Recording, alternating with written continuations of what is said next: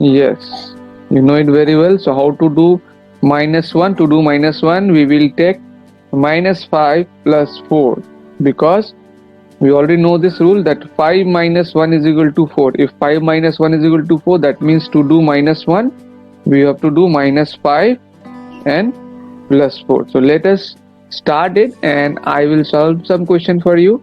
Now let us do the questions. The first question is, tell me the first question. What is first question? First question. 5 minus 1, 5. Yes, 5 minus 1, 5. So how to represent 5? We already know this is 5. Yes. Now to do minus 1, what we will do, I will show you how to do minus 1. That this is our today's lesson.